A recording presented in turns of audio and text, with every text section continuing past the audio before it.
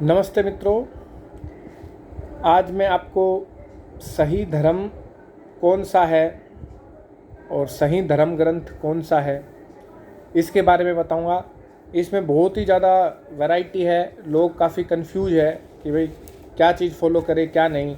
काफ़ी भेद है, जैसे क्रिश्चियनों में है कैथोलिक अलग है, प्रोटेस्टेंट अलग है, जैनियों में श्वेतांबर अलग है, पीतांबर अलग है, बुद्धों में हीनयान अलग है, महायान अलग है। ऐसे ही सिखों में अकाली अलग है, नामधारी अलग है, उदासी अलग है और सुत्तर शाही अलग है। ऐसे ही मुसलमानों में शिया अलग है, सुन्नी अलग है और उनके अलग अलग फ़िरके होते हैं। और हिंदुओं में भी ऐसा है काफ़ी।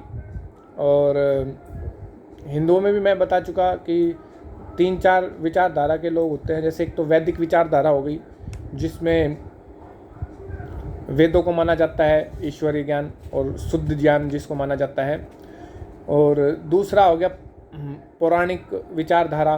पौराणिक विचारधारा भी वेदों से ही निकली हुई है, लेकिन उसमें कई ऐसी चीज़ें आ गई जैसे मूर्ति पूजा, अवतारवाद और फिर वैष्णव मत, फिर शैविक मत वाले जो भभूत लगाते हैं और रुद्राक्ष पहनते हैं। वैष्णव मत वाले जो कंठी माला डालते हैं, तिलक लगाते हैं माथे पे, वो वैष्णव मत वाले हो गए। देवी पुराण वाले अलग हो गए। तो वेदों का सबसे पहले उत्पत्ति मानी गई है, उसके बाद ये पौराणिक लोग आए हैं। और ये पुराण 18 होते हैं। अभी इनकी तादाद भी बढ़ रही है, फ्यूचर के हिसाब से नए नए पुराण लिखे जाएंगे। तो ये मनुष्यकृत है। बोलने को कहते हैं कि वेद व्यास ने लिखा है, लेकिन इसके ये एक उपाधि होती थी। अब व्यास जी ने तो महाभारत लिखी थी, लेकिन ये एक उपाधि होती थी कि शिष्यों को मिलती रहती थी चीज़ें। तो शिष्यों ने, किसी ने बाद में व्यास की उपाधि ली और फिर ये पुराण लिखे। और ये वेदों के बाद आए हैं, महाभारत के बाद लिखे गए हैं बहुत। और इन पुराणों में काफ़ी चमत्कारिक बातें लिखी गई है, काफ़ी अच्छी बातें भी है। 80% 70% अच्छी बातें भी है, 90% तक ये। लेकिन जो 10-15% इनमें मिलावट हो गई, जिसमें अंधविश्वास आ गया, अश्लील बातें आ गई, अप्राकृतिक चीज़ें आ गई, कहानियाँ आ गई ऐसी ऐसी जो जिसका कोई सिर नहीं, कोई पैर नहीं। तो उन 18 पुराणों में से केवल 4 ब्राह्मण ग्रंथ ही पढ़ने लायक बताए गए हैं। वो मैं आपको वीडियो में बता चुका हूँ। वेद के पाठ वेदांग, उपांग और ब्राह्मण ग्रंथ 4 होते हैं पढ़ने लायक। उसमें सतपथ, ऐत्रेय, तैत्रेय और गोपथ। तो ये 4 ब्राह्मण ग्रंथ है। गोपथ, सतपथ, ऐत्रेय, तैत्रेय, ये 4 ब्राह्मण ग्रंथ है जो वेदों के अनुकूल है और इनमें ऐसी बातें नहीं लिखी ज़्यादा। तो ये 4 पढ़ने लायक है, बाकी के पुराण पढ़ने लायक नहीं हैं। तो पढ़ने लायक वेद है, और वेद के पाठ को उपांग बोलते हैं, वो है। अब वेद को पढ़ने के लिए वेदांग आने जरूरी है, जिसमें व्याकरण, छंद, निरुक्त, ये सब आना चाहिए, कल्प और सूर्य सिद्धांत। लेकिन ये गुरुकुल में पढ़ाए जाते हैं, इसके लिए समय चाहिए। आजकल के हम नहीं पढ़ सकते, लेकिन उपांग हम पढ़ सकते हैं। उपांग में उपनिषद आ गया आपका, ये गीता भी मान सकते हो आप, उपांग का ही पार्ट है। दर्शन आ गए, 6 दर्शन, न्याय दर्शन, सांख्य दर्शन और वैशेषिक दर्शन, मीमांसा दर्शन, ये सब इसमें आ गए। योग दर्शन, ये सब इसमें आ गए हैं 6 दर्शन। और इसके अलावा इसमें सत्यार प्रकाश, ऋग्वेद आदि भाष्य, संस्कार विधि ऋषि दयानंद जी की लिखी हुई है, जरूर पढ़े। अगर केवल एक बुक पढ़नी हो तो केवल आप सत्यार्थ प्रकाश पढ़ना शुरू करें। सत्यार्थ प्रकाश की भी सत्यार्थ भास्कर नाम से एक्सप्लेनेशन वाली बुक आती है, स्वामी विद्यानंद सरस्वती की। सत्यार्थ भास्कर के नाम से 2 पार्ट में आती है, इतनी मोटी मोटी रहती है। vedrishi.com से आएगी, वो पढ़ सकते हैं। तो आपको सत्यार्थ प्रकाश की पूरी नॉलेज हो जाएगी। सत्यार्थ प्रकाश में सब कुछ लिख रखा है, आध्यात्मिक रुचि का जो भी है सब वेदों से लिया हुआ। और सत्यार्थ प्रकाश में 300 किताबों का निचोड़ है जो स्वामी दयानंद सरस्वती जी ने लिखा है। उसमें 300 किताबों में सारे आगे दर्शन, उपनिषद, कई चीज़ें पुराणों से भी ली है उनको बताने के लिए। उसमें ये ईसाई धर्म के बारे में बताया गया है, कुरान के बारे में बताया गया है, मुसलमानों के बारे में बताया गया है, बुद्ध के बारे में बताया गया है, जैनियों के बारे में बताया गया है। और सही धर्म कौन सा है, किसको मानना चाहिए, कैसे हमको रहना चाहिए, आत्मा क्या है, परमात्मा क्या है, गुरु का क्या कर्तव्य है, शिष्य का क्या कर्तव्य है, राजा का क्या कर्तव्य है, भगवान कैसा होता है, भगवान का क्या नाम है, ये सब दिया हुआ है। तो ये आप पढ़ सकते हैं, देख सकते हैं। अब मैं थोड़ा थोड़ा इसमें डीप में जाता रहूँगा। अब देखिए यहाँ पे बात होती है कि धर्म ग्रंथ कौन सा है माना जाए, और ये जो मैं आपको प्रूफ बता रहा हूँ, कई चीज़ें मैंने इसमें से ली हुई है। उस विद्वान का भी नाम बताऊँगा। मैंने सर्वश्रेष्ठ कौन किताब है राहुल आर्या जी की, वो आर्य समाज जी हैं और थैंक्स भारत चैनल चलाते हैं। thanksbharat.com उनकी साइट भी है, वहाँ से भी आप मंगा सकते हैं ये सर्वश्रेष्ठ कौन। तो इसमें सभी धर्मों के बारे में लिख रखा है, और अपना जो वैदिक धर्म है वो कैसे सुपीरियर है उसके बारे में भी लिखा हुआ है। लेकिन अभी मैं आपको विश्लेषण करके बताऊंगा, आप अपना विचार कीजिए, तर्क कीजिए, उसके बाद आप डिसाइड कीजिए। ये इसमें देखिए खंडन मंडन क्यों जरूरी है। मंडन भी जरूरी है भाई, जो कोई अच्छा कार्य करता है उसका प्रोत्साहन करना बहुत ज़रूरी है ताकि वो अच्छा कार्य करे। जो सत्य की राह पे चलता है उसका मंडन करना बहुत ज़रूरी है ताकि उसको बढ़ावा मिले और वो अच्छे कार्य में। ऐसे ही खंडन करना भी बहुत ज़रूरी है। खंडन करने से पता चल जाता है कि भाई तुम्हारी ये गलतियाँ हैं, और जो हमारी नई जनरेशन आती है उसको भी पता चल जाएगा कि भाई इनमें ये कमियां हैं और इन्होंने ये दूर करी है नहीं करी है। आप अपनी बुद्धि से देख सकते हैं, तर्क से देख सकते हैं। खंडन मंडन का मतलब, खंडन करने का मतलब ये नहीं होता कि भाई तुम किसी को नीचा दिखाओ या उसको फोर्स करो या उसको बार बार इरिटेट करो, ऐसा नहीं। ये तो एक बार कह देते हैं और बाकी दूसरे मत संप्रदाय वाले इस चीज़ को माने या नहीं माने ये उनकी मर्जी है। ऐसे ही ऋषि दयानंद ने बताया कि लास्ट के जो 4 समोल्लास है, 14 चैप्टर में से लास्ट के जो 4 चैप्टर है सत्यार्थ प्रकाश के, उसमें ऋषि दयानंद ने यही कहा है कि मेरा तो कार्य केवल सत्य बताने का है, मेरा कार्य किसी को नीचा दिखाने का नहीं है। जो ये मैं बातें कह रहा हूँ वो दूसरे मत संप्रदाय वाले विद्वान अच्छे से सोचे समझे और अपने ग्रंथों की वो करे, जाने, और उसमें क्या सत्य है क्या असत्य है इसको पहचाने और सही सत्य को अपनाएं। तो इसी विचारधारा को लेकर हम आगे बढ़ते हैं। और देखिए इसमें अब ये बातें मैं क्यों बता रहा हूँ आपको। ज्ञान जो है, ज्ञान तो हिंदी में बोलते हैं, ज्ञान संस्कृत में बोलते हैं। तो जो ज्ञान है वो आप कितना % लेना चाहेंगे, 100% शुद्ध लेना चाहेंगे या केवल 70% शुद्ध लेना चाहेंगे या 80% या 40% या 60%। तो आप लोगों का सभी का उत्तर यही आएगा कि हम तो भाई केवल 100% ज्ञान लेना चाहेंगे। तो 100% ज्ञान आपको कौन से ग्रंथ है, कौन सा धर्म है जो 100% बताता है और जो बिल्कुल 100% सत्य के मार्ग पे ले जाता है, उसी को ही हम धर्म बोलते हैं। बाकी जो थोड़ा बहका देता है, हमको मार्ग से भटका देता है, तो उसको हम धर्म नहीं बोल सकते। तो उनको हम क्या बोलेंगे, मत और संप्रदाय। तो धर्म और मत में यही डिफरेंस है। जब मैंने पिछली वीडियो बनाई आप देख सकते हैं भगवान और ईश्वर में क्या डिफरेंस है। और वैदिक जो थ्योरी होती है उसमें मूर्ति पूजा और अवतारवाद का कोई भी नामो निशान नहीं है, बल्कि विरोध लिखे हुए हैं। ठीक है। तो इसके बाद आते हैं अपन इसमें। अब धर्म ग्रंथ सच्ची कौन सा अच्छा कौन सा है, उसके लिए परीक्षाएं होती है। उसके लिए 4-5 परीक्षाएं होती है। एक तो देखो नाम से ही पता चल जाना चाहिए पुस्तक किसके दी गई है। ईश्वर के लिए, ईश्वर ने जो पुस्तक दी होगी वो तो ऑफ कोर्स सी बात है ज्ञान की दी होगी, उसका नाम ज्ञान होगा, उसमें और कोई चीज़ नहीं। अब जैसे बाइबिल है, बाइबिल का वर्ड जो है वो है बिबिलिया। बिबिलिया करके ग्रीक वर्ड है, ये बाइबिल निकला गया है। इसकी मतलब होता है कई पुस्तकें। तो ये कई जनों ने लिखी है, तो ये ईश्वर के द्वारा लिखी नहीं हो सकती। ऐसा ही कुरान का सीरिया भाषा में जो बोलते हैं वो कुरियानी वर्ड से उत्पत्ति हुई है। इसका मतलब होता है विशेष पढ़ना। अब विशेष पढ़ना भी ये नहीं होता, क्योंकि जो ईश्वर ज्ञान देगा वो तो सबसे पहले बेसिक ज्ञान देगा हमको कि भाई ये सृष्टि कैसे उत्पत्ति हुई, इसमें कैसे रहना चाहिए और कैसे व्यवहार करना चाहिए, और उसमें रहने खाने का भी बताएगा, सारी चीज़ें बताएगा ईश्वर। तो ये भी नहीं हो सकता। ऐसे ही गुरु ग्रंथ सिखों की होती है। ये भी देखिए आप, इसमें भी गुरु ग्रंथ नाम से ही पता चल रहा है कई गुरुओं के लिखे हुए ग्रंथ हैं ये, और ये भी बाद में लिखे गए हैं। तो ये भी नहीं हो सकते। ऐसे ही ईरान पारसियों का जो धर्म ग्रंथ है वो जेद अवेस्था बोलते हैं। जेद अवेस्था धर्म ग्रंथ है पारसियों का। पारसी 1000 साल पहले इराक ईरान में होते थे, लेकिन आजकल आक्रांताओं के कारण वो ख़त्म की तादीर पे आ गए हैं, एकदम ख़त्म ही हो गए हैं ना के बराबर। तो उनके धर्म ग्रंथ में भी ये यजुर्वेद के मंत्र हैं और महर्षि वेद व्यास जी का भी जिक्र है। तो ये है। हाँ, एक बार मैं और बता देता हूँ, जो व्यास जी है ये उपाधि है, नारद भी एक उपाधि है और मनु भी एक उपाधि है। ऐसे शंकराचार्य जो आजकल के टाइम पे होते हैं, वो जो पहला शंकराचार्य जी थे, आदि शंकराचार्य जी, वो तो थे नहीं इसमें। उनके चेले चपट्टों ने बाद में उनको शंकर का अवतार बताकर उनकी पूजा करने लगे और मूर्ति पूजा को बढ़ावा दे दिया। लेकिन जो आदि शंकराचार्य जी थे, उन्होंने जैन मत को अपने साक्षार्थ में डिबेट में हराया। 1.5 महीने तक डिबेट चली थी, 1-1.5 महीने तक। सुहनवा राजा थे, शायद उनका नाम सुहनवा राजा था, जैनी राजा उसमें राज्य में, और वो जीत गए थे।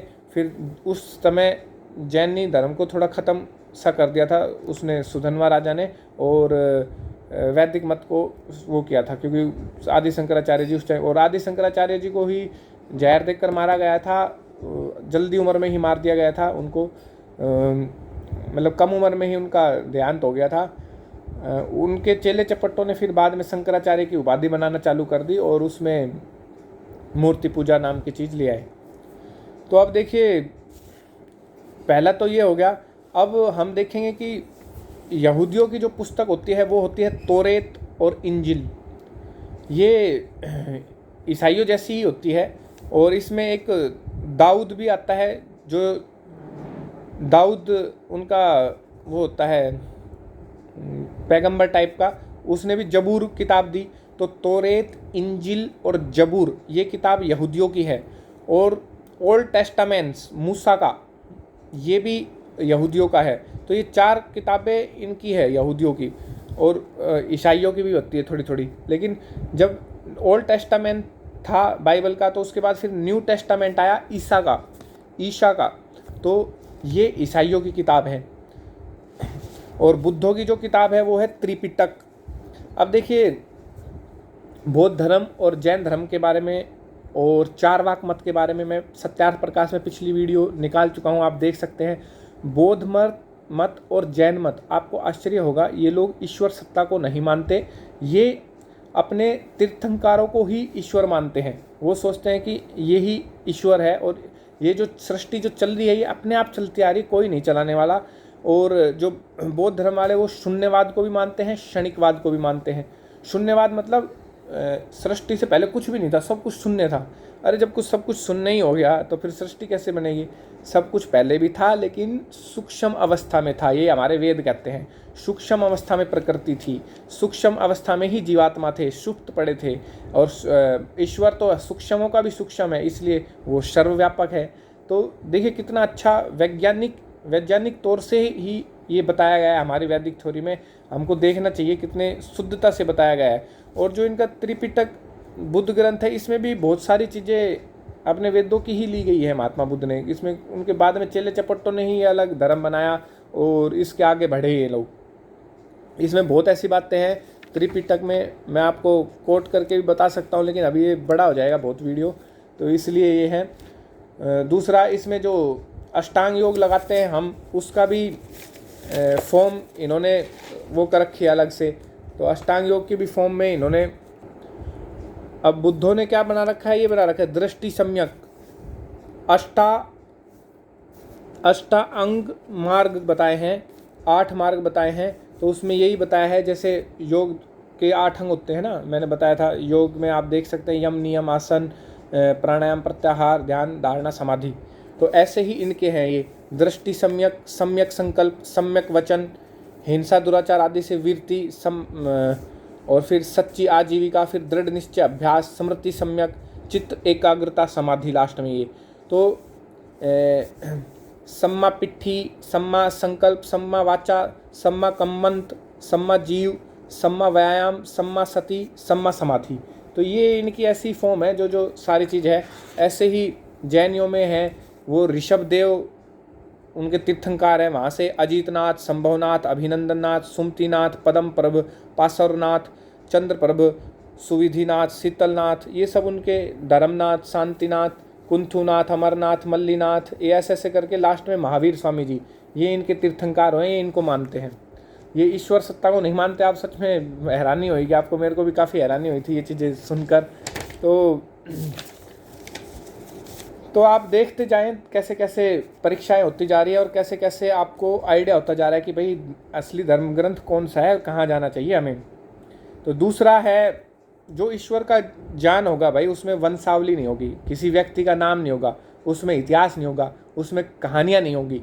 अब देखिए मैं बताता हूँ आपको, कुरान में 25 पैगंबर के नाम हैं। वैसे तो ये लोग 1,24,000 नबी मानते हैं, और जो कुरान है वो 1438 हिजरी सम्मत है। अब जो ईश्वर का दिया हुआ ज्ञान होगा वो सृष्टि के शुरू में दिया होगा, बाद में थोड़ी ना दिया होगा। तो जो कुरान है वो बाद में लिखी गई है 1438 ईस्वी को, तो ईश्वर कृत कैसे हो सकती है। अब दूसरा, इसमें कुरान जो है वो इकट्ठा की गई है भाई, कहीं चट्टान पे कोई आयत लिखी थी उसको इकट्ठा किया, कहीं पहाड़ों पे लिखी थी उसको किया, कहीं तो जो मोहम्मद पैगंबर साहब की बीबी थी आयशा, उनकी बकरियां भेड़ खा गई थी कई आयत को, तो ऐसे करके इकट्ठा की गई है। उस पर भी एक संशय है, एक क्वेश्चन मार्क है, और इस पर भी लड़ाई होती है कि भाई कितनी आयतें हैं, 6,06,000 आयतें हैं, कितनी आयतें हैं, इस पर भी बहस होती है। फिर ये ईश्वर की लिखी हुई नहीं है, इस पर भी बहस होती है खूब। इसके और भी कई चीज़ें हैं, जैसे कि कुरान में कई बार ये भी बताया गया है कि भाई तौरेत दी, इंजिल दी, और फिर दाऊद को जबूर दी, उसके बाद फिर लास्ट में कुरान आया, मोहम्मद पैगंबर के थ्रू कुरान दी गई। ऐसी ऐसी बातें लिखी गई है, व्यक्तियों की बातें लिखी गई है। तो ये ग्रंथ जो है ईश्वरकृत नहीं हो सकता। ईश्वरकृत ग्रंथ में तो केवल ज्ञान ही बताया गया। अब ये लोग मानते कि भाई ईश्वर ने पैगंबर को ज्ञान दिया, भाई बिचौलिए की क्या ज़रूरत है ईश्वर को। ईश्वर तो सर्वव्यापक है, वो अपना कार्य खुद करने में सक्षम है, तो इसमें बिचौलिए की ज़रूरत नहीं पड़ेगी। ईश्वर का जो भी ज्ञान आएगा उसमें बिचौलिए की बिल्कुल भी ज़रूरत नहीं पड़ेगी।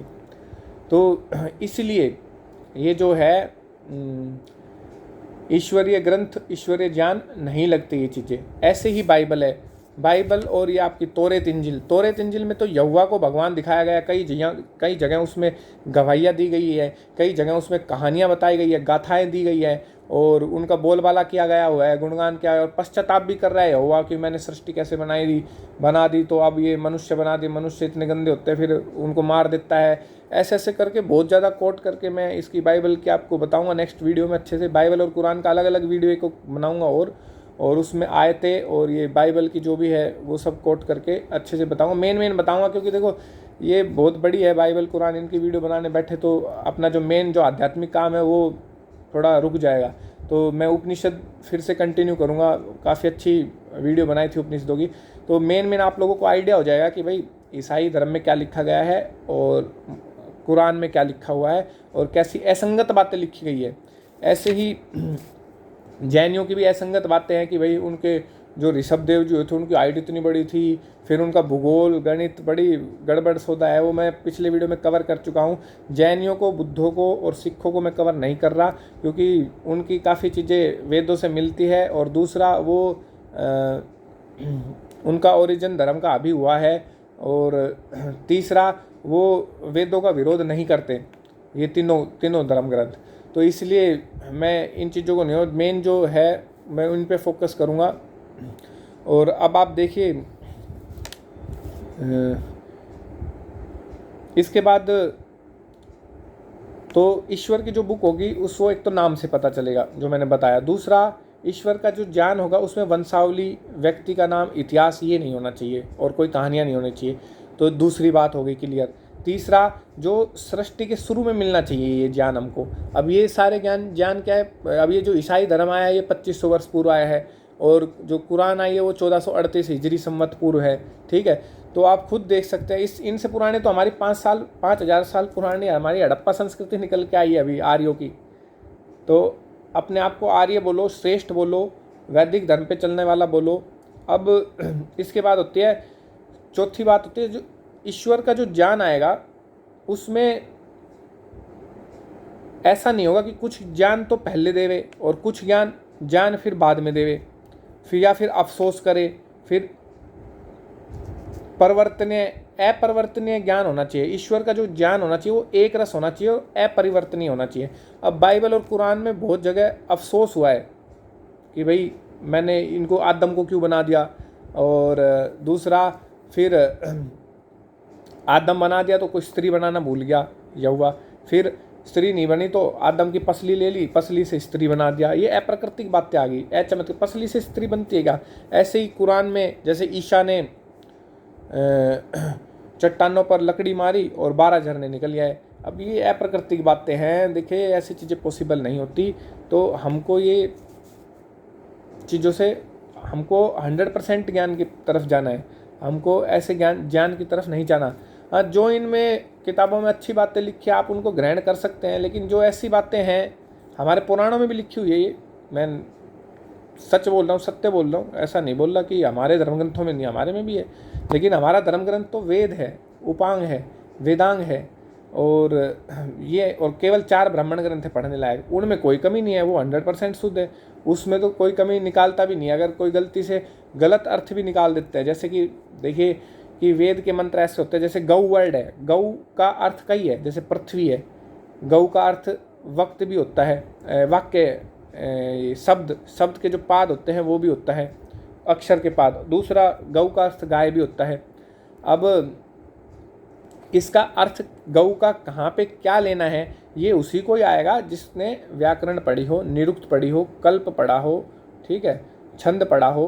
तो ये जैसे मैक्स मुलर है, उसने गौ को, अब वाणी होता है गौ का अर्थ, सॉरी, तो वाणी के 8 पाद होते हैं, ऐसे कुछ है, तो उसने वो वाली गाय ले ली और बोले कि 8 पैरों वाली गाय, तो ऐसे अर्थ का अनर्थ कर दिया। कई लोग, जैसे एक मंत्र आता है अदीना करके, उसको मदीना बोल दे कि जिसमें देखो मदीना भी आया हमारा अपने अपने नाम निकालते उसमें, जैसे देखो इसमें वेद में तो इंद्र नाम आया, मेरा नाम इंद्र है, इंद्र नाम आया।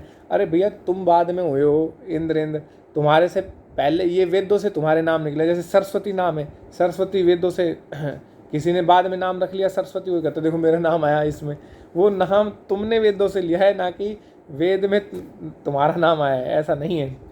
तो ऐसे अर्थ का अनर्थ करते हैं लोग, तो उससे बचें। और वेदों के मंत्रों का गलत भाष्य कर कई लोगों ने तो बलि देना भी शुरू कर दी थी गलत भाष्य करके। महिधर, सायनाचार्य, इन्होंने बलि प्रथा बीच में चालू हो गई थी गलत अर्थ निकालने के कारण, क्योंकि उस टाइम अंधकार था। आदि शंकराचार्य जी के बाद स्वामी दयानंद सरस्वती जी आए, जिन्होंने जगाया हम सबको, और वेदों का असली जो ज्ञान था वो दिया। अब देखिए जो ऋषि लोग ज्ञान देते हैं उनकी समाधि लगती है, और जो ईश्वर बताता है वही वो लोग बोलते हैं, और कुछ नहीं बोलते। इसलिए हमारा जो देश था वो ऋषिकाओं का देश है, ठीक है। तो ऋषि की बातें माननी चाहिए। और जो लास्ट ऋषि महर्षि हुए वो हुए हैं दयानंद सरस्वती जी। उनसे पहले ऋषि जयमुनि थे, फिर वशिष्ठ जी, भारद्वाज जी, महर्षि गौतम और कणाद, पतंजलि महर्षि, ये सारे महर्षि हुए। हमको इनको फॉलो करना चाहिए, इनके ग्रंथों को पढ़ना चाहिए। तो आप देखेंगे जो 6 दर्शन है वो भी 6 ऋषियों के लिखे हुए हैं, है ना। तो हमको ऐसे करके एक चीज़ को पॉजिटिविटी लेते हुए चलना चाहिए आगे।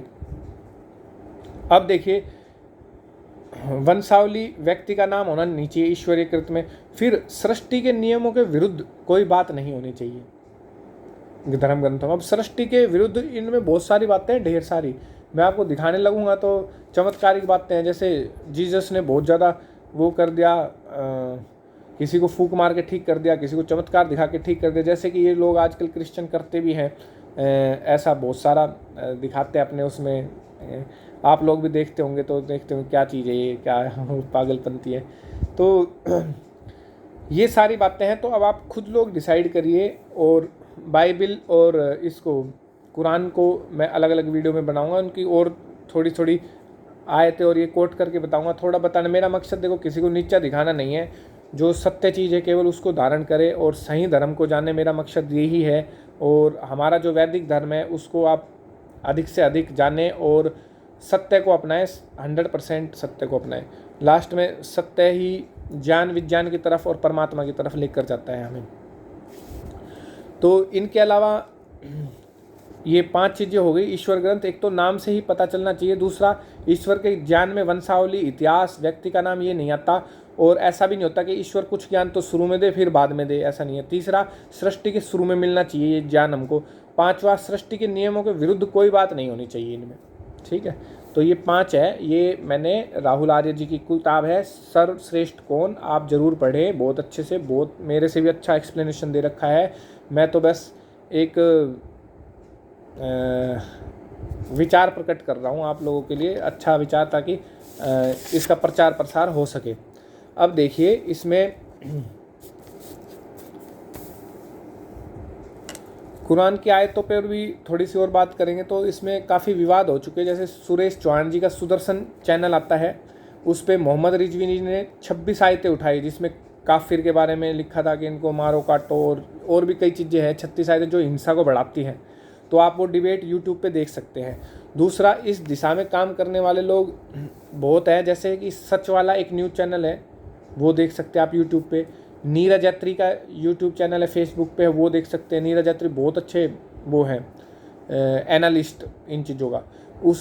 तीसरा, महेंद्र पाल आर्य जी हैं। महेंद्र पाल आर्य जी की तो किताबें भी वेदऋषि.com से मिल जाएगी आपको।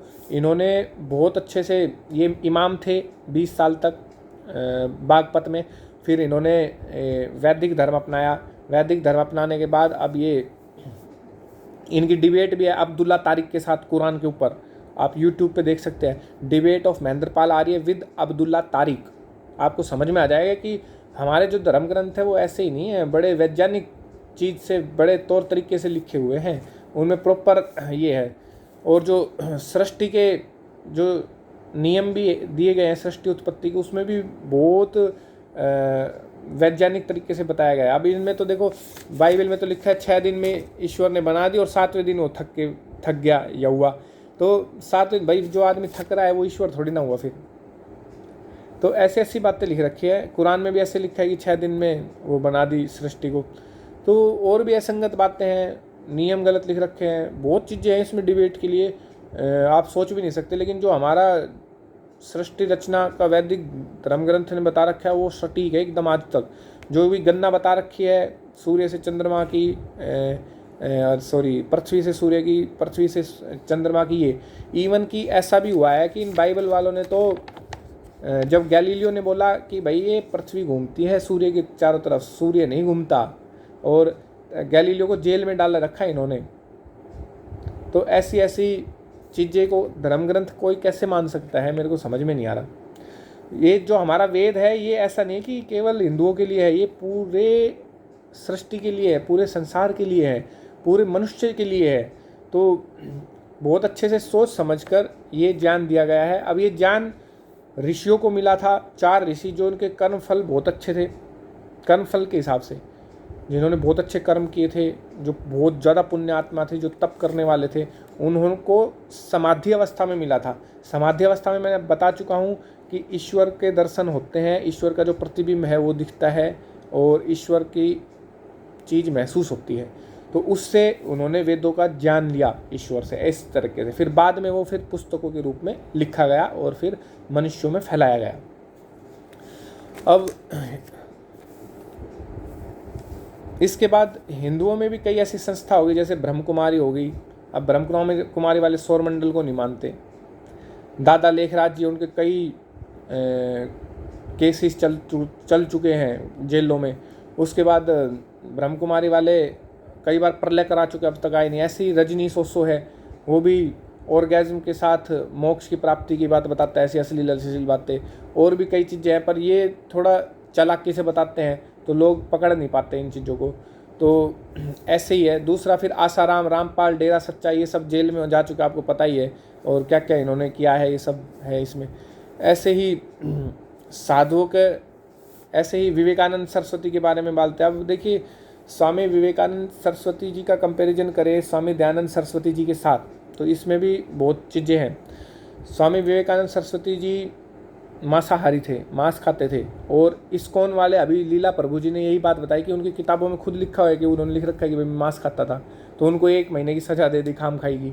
वो तो सच बोल रहे हैं लीला प्रभु महाराज तो, लेकिन लोग मानते नहीं। स्वामी विवेकानंद जी को गीता और उपनिषद का ही ज्ञान था, वेदों का ज्ञान नहीं था ज़्यादा।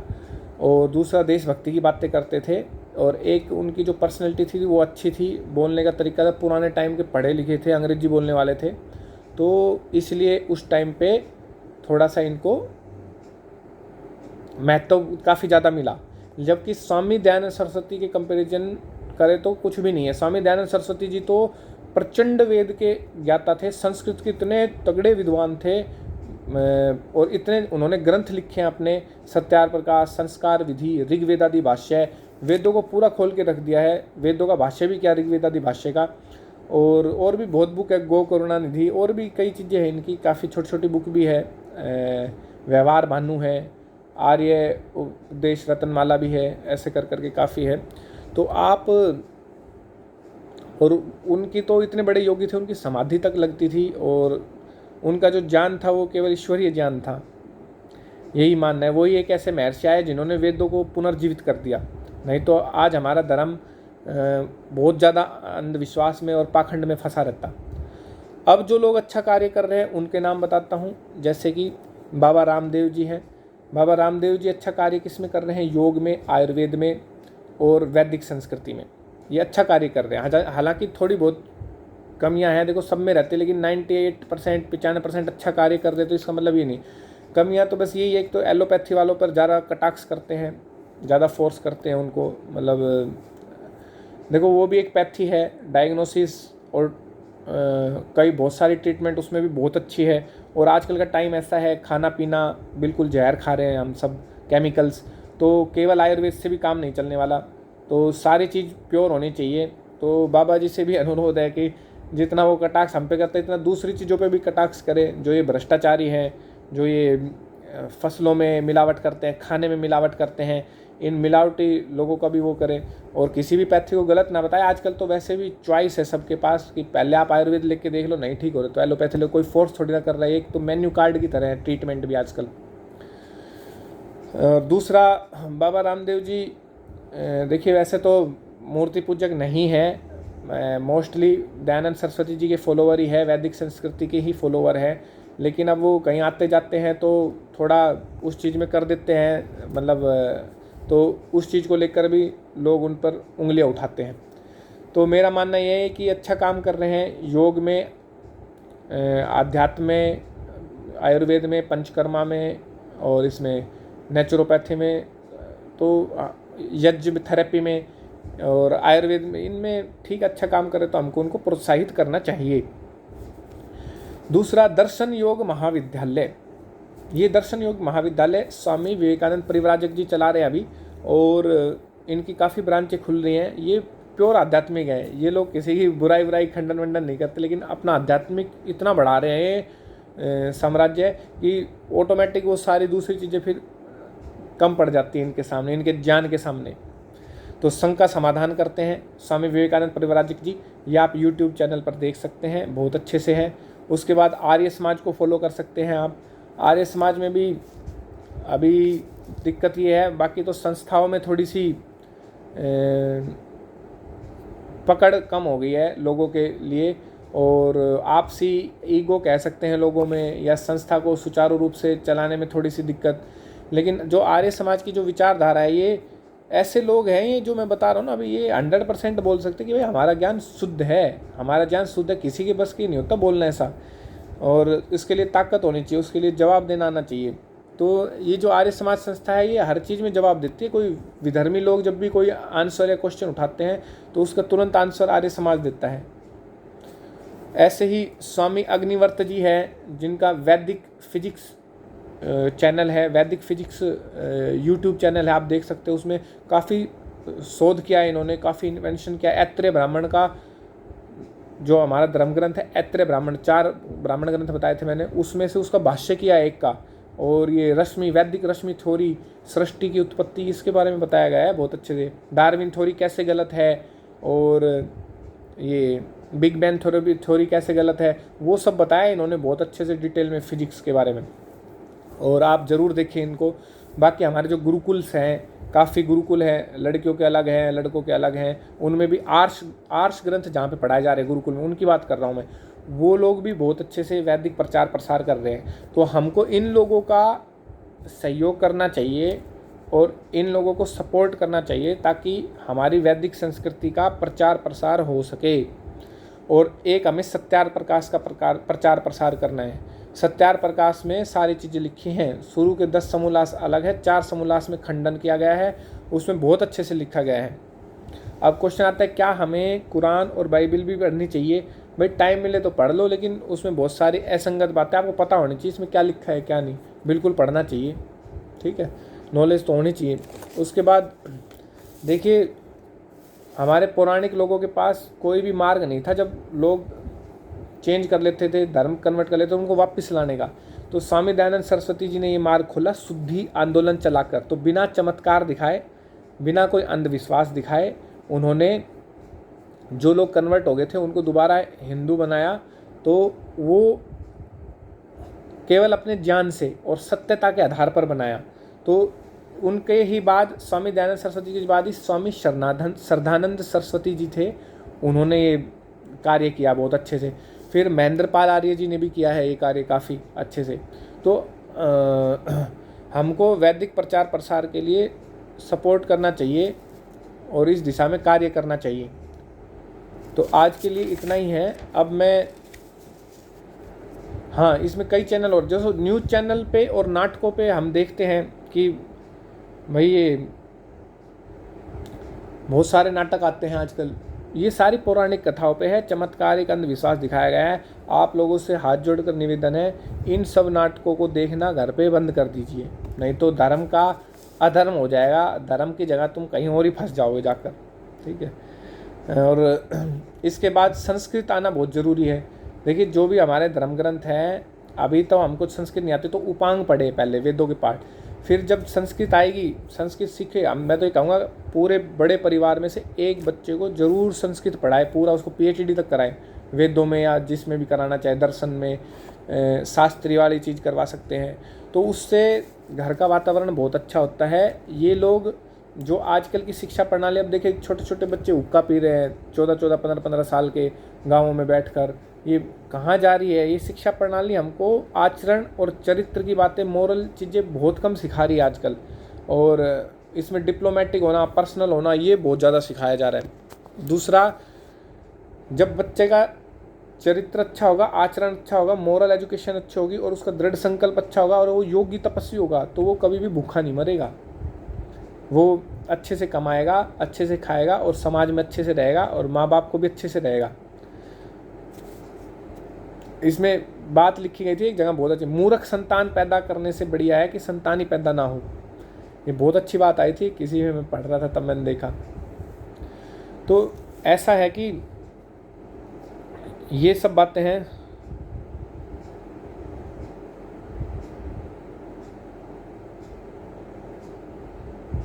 अब एक चीज़ और है इसमें, वो ईश्वर का जो विषय है वो बहुत सूक्ष्म से सूक्ष्म होता है ईश्वर।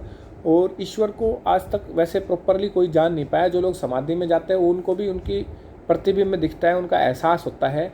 ऐसा नहीं होता कि वो ईश्वर में जाके मिल जाते या ईश्वर उनमें मिल जाता है आके, ऐसा नहीं होता। लेकिन हाँ, उनका प्रतिबिंब एहसास होता है, ये मैं आपको बता चुका। उपनिषदों में भी देखिए ये बात बताई गई है कि जो बोलता है कि मैंने ईश्वर को जान लिया, मतलब उसने बिल्कुल भी नहीं जाना। क्योंकि ऐसा करने पर दो चीज़ें हो जाती है। हम जब सोच लेते कि भाई मैंने ये चीज़ जान ली, तो हम उसको इग्नोर करना चालू कर देते हैं। तो इग्नोर हमें नहीं करना। यही हमारे ऋषियों ने बताया उपनिषद में कि भाई अगर तुम ऐसा सोच लोगे कि तुमने ईश्वर को जान लिया, तुम इग्नोर करने लग जाओगे, और इग्नोर करने लग जाओगे फिर तुम मोक्ष की तरफ नहीं जाओगे। और दूसरी बात, अगर तुम भटक जाओगे, इग्नोर कर जाओगे, तो तुम उपासना करना छोड़ दोगे। तो उपासना में सदा लगे रहो, इसलिए ये बात कही है। तो जो ईश्वर को बोलता है कि मैं पूरी तरीके से जान गया हूँ, उसने मतलब ईश्वर को बिल्कुल नहीं जाना, यही बात उपनिषद बोलते। तो ये एक सूक्ष्म से सूक्ष्म विषय, कॉम्प्लिकेटेड विषय है ईश्वर। और धर्म के बारे में मैंने बताया, धर्म ग्रंथ के बारे में बताया। आशा है वीडियो आपको अच्छी लगेगी। अगली वीडियो में एक वीडियो बाइबल पे, एक वीडियो कुरान पे निकालूंगा। लेकिन मेरा तात्पर्य किसी को ठेस पहुंचाना, दुख पहुंचाना नहीं है, और केवल सत्य और सत्य बताना है। धन्यवाद।